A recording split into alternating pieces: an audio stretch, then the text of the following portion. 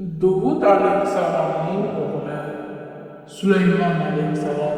Sulaymon alayhissalom yerdagi Allohning elchisi, rasuli, payg'ambari, yerdagi xalifasi, hukmdori, yerning hukmdori, yerdagi har bitta jonzot, hudhud qushi, jin va ajinalar, maxluqotlar, hayvonlar, har bir tirik jonni tilini tushunuvchi hukmdor, har bir mavjudotning sultoni. Alloh unga har bir maxluqotga hukmronlik qilish qudratini bergan. Jabroil alayhissalom uning uchun har doim vadastir bo'lgan. Yer va osmonlarga hukm o'tgan sulton.